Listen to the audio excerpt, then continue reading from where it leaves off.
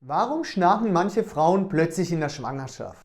Während der Schwangerschaft verändert sich der Körper stark. Diese Veränderungen können auch das Schnarchen beeinflussen. Warum? Hormonelle Veränderungen. Hormone können die Schleimhäute anschwellen lassen. Die Nase wird schneller verstopft.